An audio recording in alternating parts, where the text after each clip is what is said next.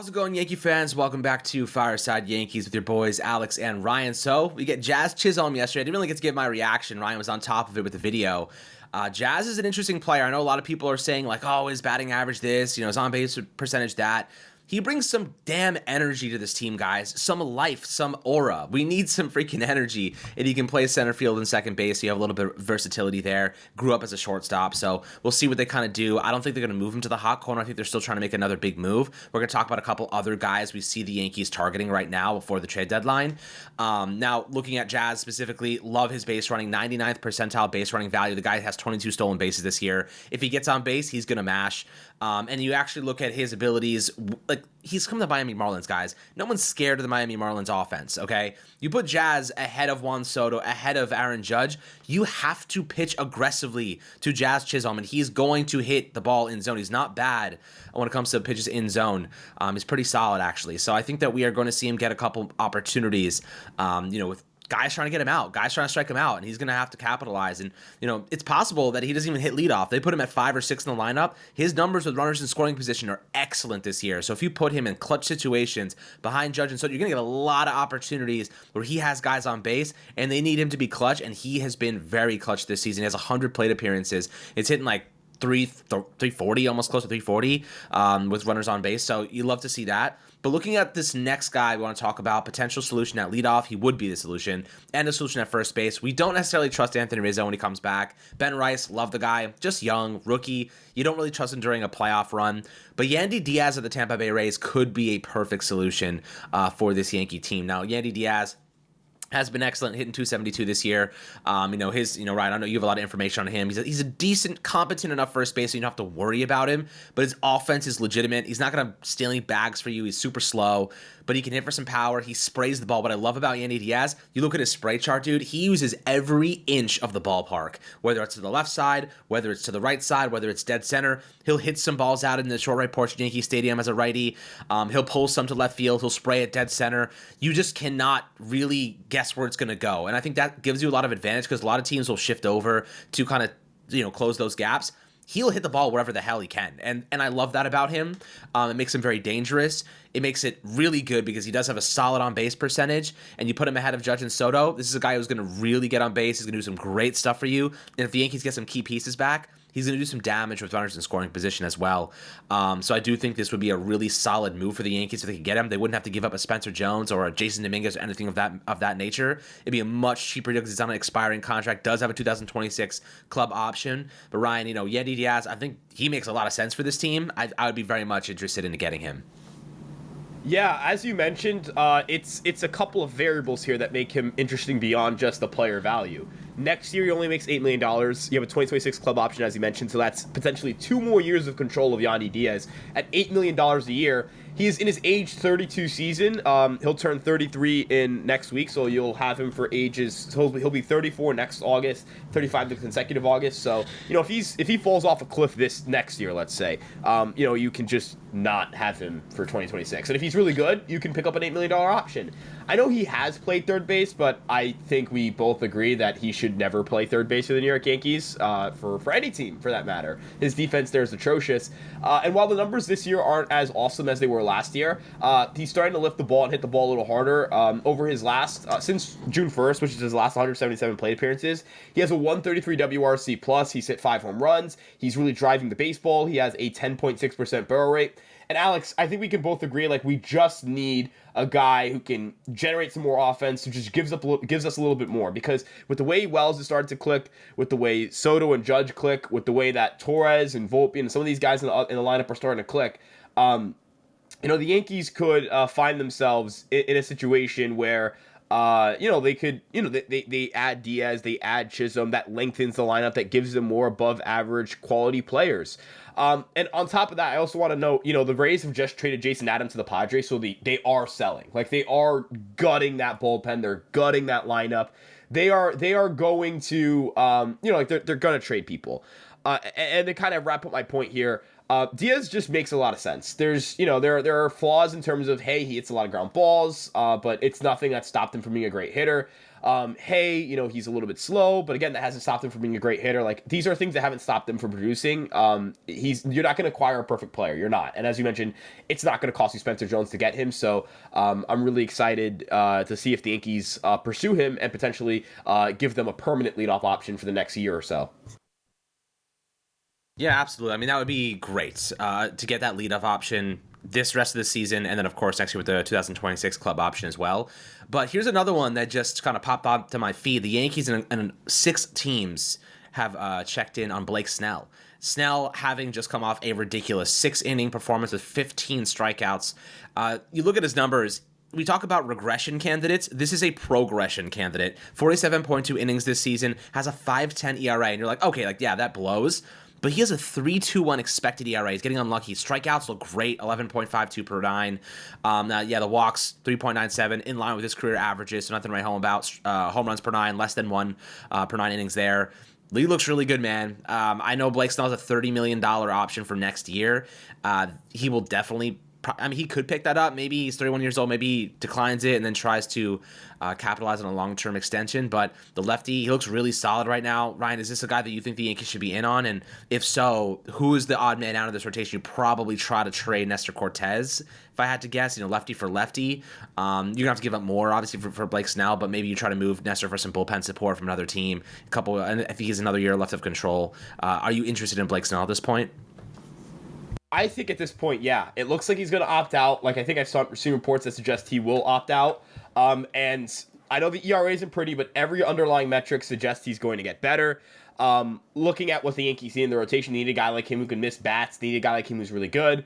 And honestly, like, I know that Blake Snell, like, he's not the kind of guy that you would look at and say, oh, he's clearly, like, one of the top pitchers in baseball because of the ERA. But I do think ERA is, like, you know what I mean? Like, I think ERA is a little overrated. I think you're trying to project and get future production. And then as I kind of, look at the rotation, they need help, man. Like, I don't trust Stroman in a playoff start. I don't trust Nestor Cortez in a playoff start. I trust Garrett Cole. I trust Luis Heel. I think Clark Schmidt can earn that. I need a fourth guy, though. And I need a guy that's going to slot in kind of above either Schmidt or Heel, and Snell would do that. Snell is throwing the curveball more. He just misses a ton of bats. He's a big bat misser. He'll get better as the season goes on. He's going to opt out. You won't have to be on the hook for his money next year. And end of the day, he has 15 strikeouts yesterday. He really looks sharp. The curveball looks good. The velo looks good. I think he just got off to a slow start because of no spring training and the injury. If the Yankees need to fortify the rotation, and I don't think Snell would cost as much in the trade market as somebody like Jack Flaherty, who I know they're in on. And Flaherty, he's awesome, and there's a reason he'll cost more than Blake Snell. But I would like to, I think the Yankees need to be able to pour trade prospects into their bullpen. And if they're gonna do that, they can't they can't throw all their prospects into a starter. I think if they want to attack everything, they're gonna have to settle for the not best guy on that side of the ball. And kind of, they have to get creative. And I think Snell's getting creative, and that would be a smart pickup, I think, for the Yankees. Yeah, me too. I think that would be an interesting one. Definitely one that I did not see coming like yesterday. But now suddenly Blake Snell could be available. So the next thing on the list here, we're talking about Isaac Paredes. And listen, Paredes is going to cost you an arm and a leg. At this point, I think, Ryan, you're thinking it could cost a Jason Dominguez, not just a Spencer Jones. If it costs a Jason Dominguez, I'm out. If it costs a Spencer Jones, I'm probably in. I love Jones. Don't get me wrong. I think he could be great. But you're talking about a guy that has multiple years of control that's going to fill a massive hole for you at third base, who is a tremendous asset. So I do think that Isaac Paredes would be a great addition. Now, according to Bob Nightingale of the USA Today, the Dodgers and Yankees are on a legitimate bidding war for Isaac Paredes. Now, would you rather get... I'll pose this to you. Would you rather give up, let's say, Spencer Jones and Chase Hampton? Let's say a top pitching prospect and Spencer Jones. You don't give up Jason Dominguez. Would you give up those two guys for Isaac Paredes? Or would you rather give up a much lesser haul for Yandy Diaz and Ahmed Rosario? Now, Rosario's obviously not great. He's not the best defender. He's a good base runner. Has a 3.13 average, I think, this season. He's been pretty good in terms of his ability to put the ball in play and collect hits, but he can just fill third base for you, at least add another competitor for when John Birdie gets back? Would you go for a Yandy Diaz and Ahmed Rosario, or would you trade a bigger haul for Isaac Paredes if you didn't have to move Jason Dominguez? I'd rather get Diaz and Rosario than trade Dominguez for Paredes. I don't think that's going to be a controversial take. I don't think people in the comment section are going to disagree. I'm not saying that like Paredes isn't awesome. I love Paredes. I'm not walking any of that back. I fucking love Isaac Paredes.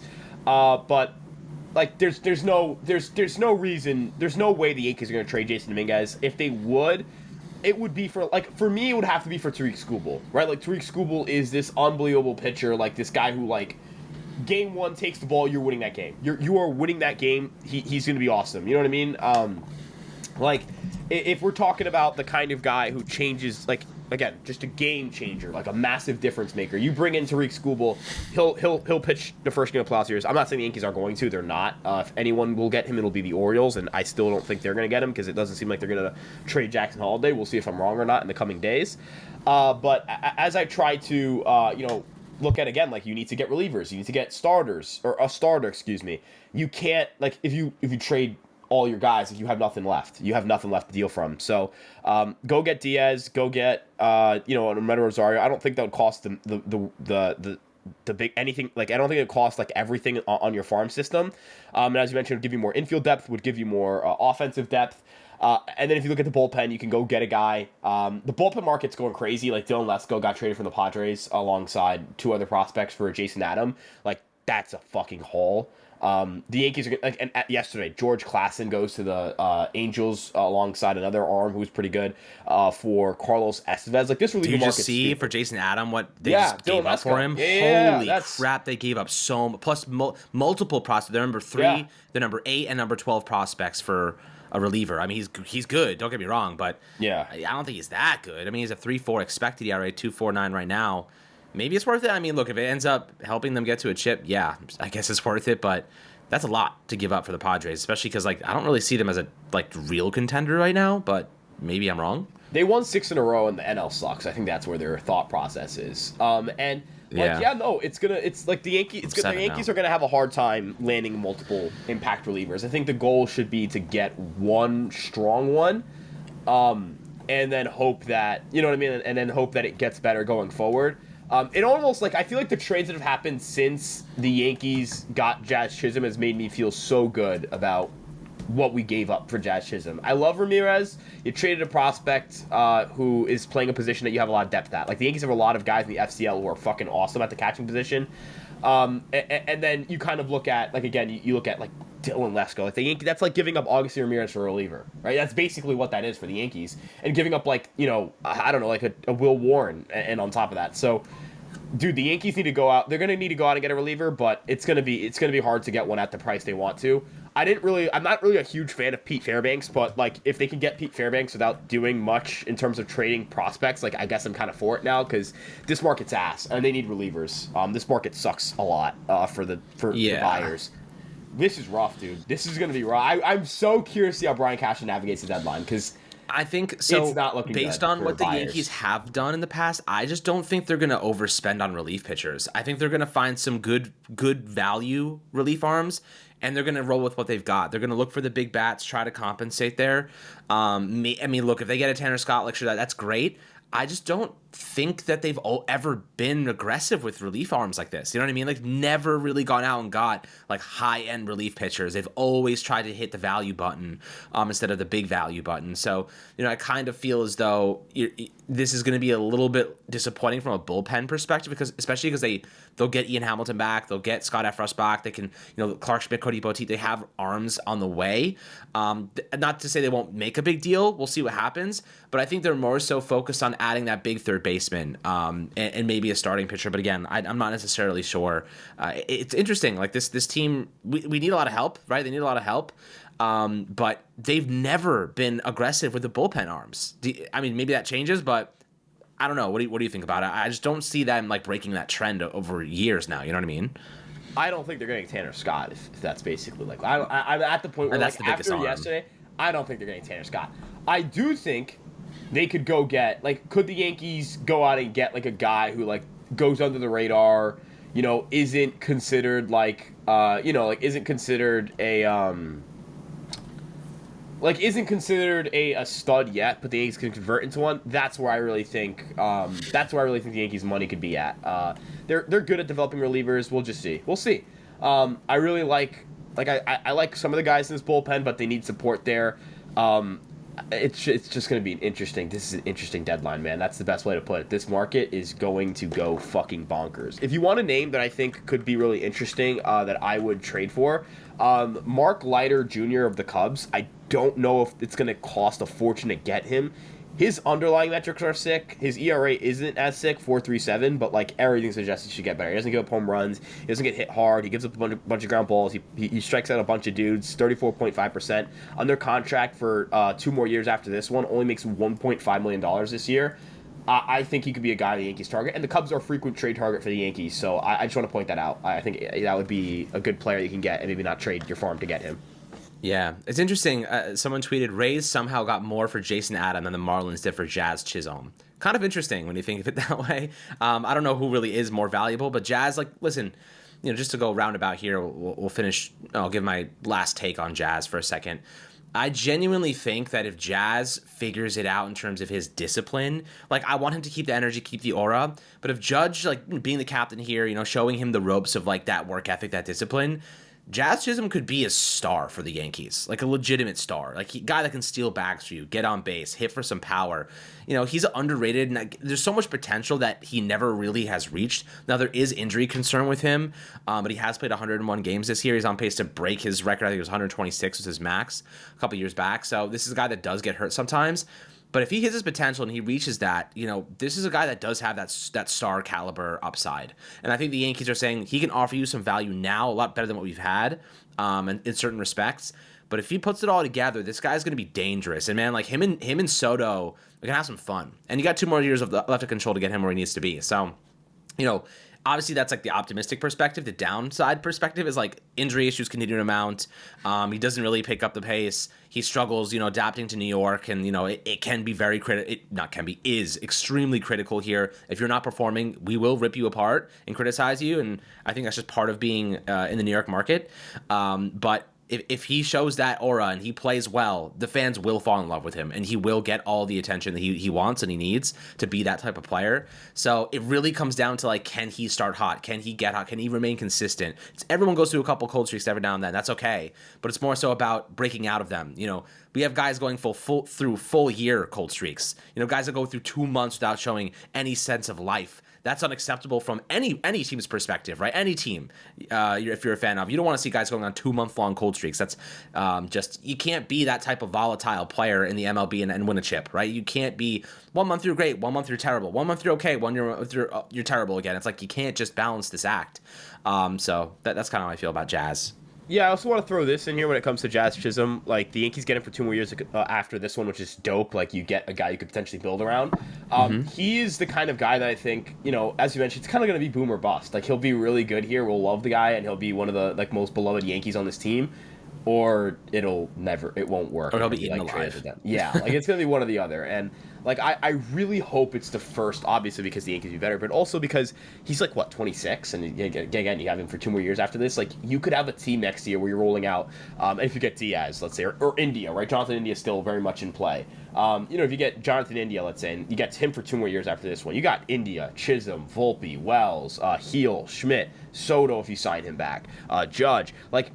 Judge isn't young, but those players outside of Judge are all well under 30. Those are young players. Those are guys you can really build around.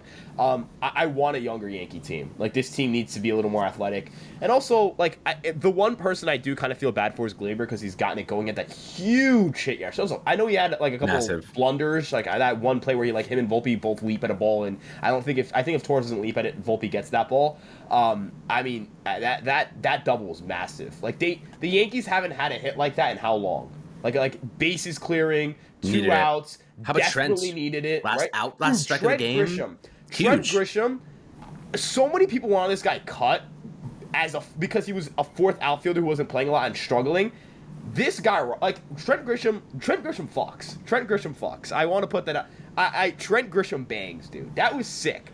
He's that home run. I think the home run against the Dodgers where he hits that nuke off of glass. Now that ball was absolutely lasered.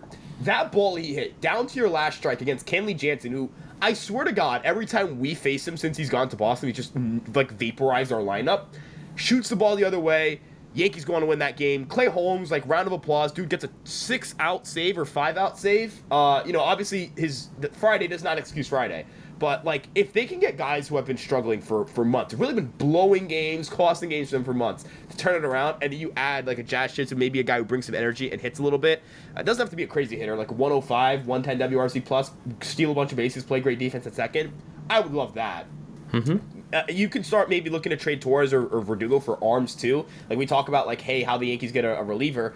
Well, maybe a team who's desperate for a second baseman or a team who's desperate for a left fielder. I know the Rangers really want a left-handed outfielder. I'm just throwing that out there, right? Like, what if the Rangers give you, like, one of their bullpen pieces? What if the, I don't know, like, the team like the Mariners give you a bullpen piece? What if a team like I don't fucking know. Like, you get my point. Like, somebody gives the Yankees something for one of those two players, and, you're able to kind of supplement your bullpen. We'll see, though. We'll see. Yeah, we will. I'm excited to see kind of what this team does over the next 2 days. There are more moves coming. It's just a matter of when, just a matter of who they're giving up, a matter of who they're getting back. So, lots to happen. Wanted to give you guys another little update. Rumors, obviously, break down some of these players, the fits they would, expected to have. But Yandy Diaz does make a lot of sense. It probably wouldn't cost you a whole lot. So I do see him as a pretty good fit for this team. And then obviously another bullpen arm. Like, if you walked away with Yandy Diaz, another bullpen arm, and Jazz Chisholm, and you get Stanton back this week, you can live with that. You can win with that. But Brian Cashman, please save us. Please, Brian Cashman, please, please save us. Please save us. This is one of those. This is one of those trade deadlines where, like, this may define his legacy long term. You know what I mean? Like, this is the year you got to win a chip. This is the year Yankees, you got to push. I also want to put this out here. Yankees have a great deadline going to win the World Series. Like, first off, if Cashman retired after that, like, the guy goes down as a fucking hero. Like, the guy goes down as, like, one of the most, like, the guy, and he would cement himself. He would be like a 5-time World Series champion, 3 different decades. Yeah, the guy's he's already waltzing into the Hall of Fame, but he'll go down as arguably the greatest baseball executive. Yeah, I mean, listen, this is an opportunity for him to really kick some ass right now, make the right decisions. Hopefully he does. Obviously, the jury's still out. We'll see what happens in a couple weeks when we get more of a sample and the new players that we have on this roster. But guys, always happy to hear your thoughts down below in the YouTube comment section. Make sure to like and subscribe as always, and we'll catch you guys on the next Fireside Yankees episode.